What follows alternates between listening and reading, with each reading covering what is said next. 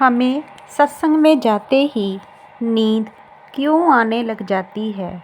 इसका एक बहुत ही महत्वपूर्ण कारण है जो मैं आपको इस वीडियो में बताने जा रही हूँ कि जब भी हम किसी सत्संग में जाते हैं और पंडाल में बैठ जाते हैं, फिर कुछ 5-10 मिनट के बाद हमें अचानक से नींद आने लग जाती है।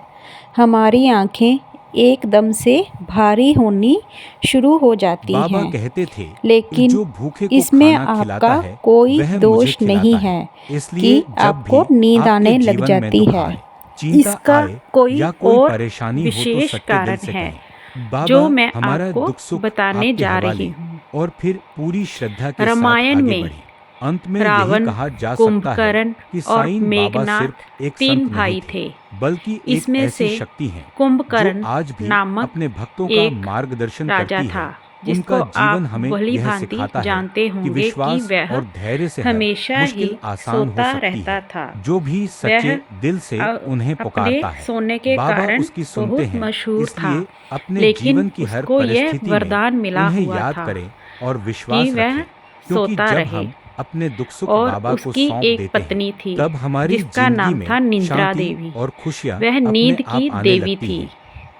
और एक दिन क्या होता है कि रामायण में युद्ध के दौरान जब कुंभकर्ण की मृत्यु हो जाती है और उसके बाद मेघनाथ की मृत्यु होती है, फिर रावण की मृत्यु होती है, बार बार तीनों भाइयों की मृत्यु हो जाती है, तब उनके शव को देखने उनकी पत्नियां आती है। इसमें से जो कुंभकर्ण था, उसकी जो पत्नी थी निद्रा देवी, वह जैसे ही उस जगह पे पहुंची जहां पर कुंभकर्ण का शव पड़ा हुआ था, वह उसे देखकर बहुत ज़्यादा रोती है और ज़ोर ज़ोर से चिल्लाती है कि तुम्हें तो इस संसार में कोई नहीं मार सकता था, फिर तुम्हें किसने मारा?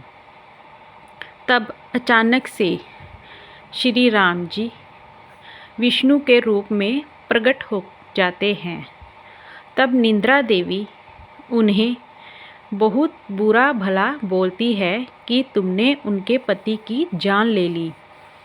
अब जिस कारण तूने मेरे पति की जान ली है कि तुम धर्म की स्थापना करना चाहते हो, तो मैं आपको यह श्राप देती हूँ कि जो भी व्यक्ति धर्म के मार्ग पे या किसी अच्छे रास्ते पे जाएगा, अच्छी बातों का ज्ञान सुनने जाएगा, अच्छी बातें ग्रहण करेगा, तो मैं उसको नींद से सुला दूंगी। वह तुम्हारी अच्छी बातें नहीं सुन पाएगा और तुम्हारे चरणों में कभी नहीं पहुंच पाएगा।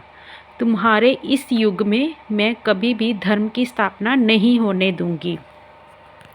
उन्होंने यह श्राप दे दिया कि जहाँ पर भी तुम्हारी कथा चल रही होगी, जहाँ भगवान का नाम लिया जा रहा होगा, मैं उन लोगों के सर पर अपना हाथ रख दूंगी और अचानक से उन्हें नींद आना शुरू हो जाएगी। इसीलिए प्यारे भक्तों, जब भी हम सत्संग में जाते हैं, हमें तुरंत ही नींद आने लग जाती है। अगर हम किसी के घर में जाते हैं या किसी अपनी बहन भाई से बातचीत करते हैं, तो हमें समय का पता ही नहीं चलता कि समय कब गुजर गया। ऐसी ही एक घटना और है। एक राज्य में एक साईं नाम का लड़का रहता था। वह रोज़ सत्संग में जाता था, लेकिन सत्संग में जाते ही उसे नींद आना लग जाती थी। वह अपनी इस आदत से बहुत ज़्यादा परेशान था।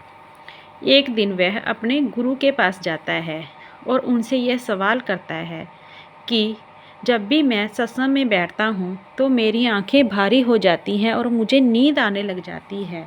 गुरुजी, आप मुझे बताइए इसका क्या कारण है?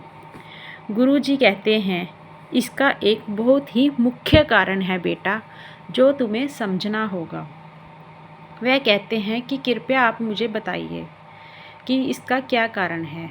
उन्होंने कहा जब बेटा तुम खेलते हो, कूदते हो, या फिर मोबाइल देखते हो, या फिर टीवी देखते हो, तुम्हें कभी भी नींद नहीं आती। लेकिन जैसे ही तुम किताब खोलते हो या फिर किसी सत्संग में जाते हो, तुम्हें नींद आने लग जाती है। इसका एक कारण है कि जैसे तुम मोबाइल के आदी हो जाते हो, तुम्हें रोज़ मोबाइल देखने की आदत पड़ गई हुई है, और या फिर तुम्हें टीवी देखने की आदत पड़ गई है। नहीं तो आपको खेलने कूदने या इधर उधर घूमने की एक बहुत ही भयानक लत लग चुकी होती है, जिसके कारण हमारा सत्संग में बिल्कुल भी मन नहीं लगता, क्योंकि वह एक बहुत ही शांतपूर्वक जगह होती है, जिसके कारण हमें अचानक से नींद आना लग जाती है। वह ये बात समझ जाता है।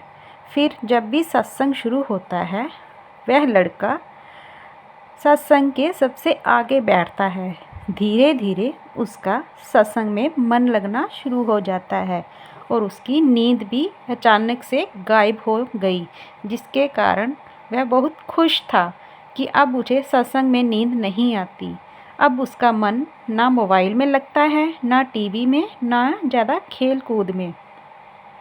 उसका ध्यान केवल अपने प्रभु भक्ति की ओर ही लगता है। इसलिए प्यार से बोलिए ओम साईं राम जी।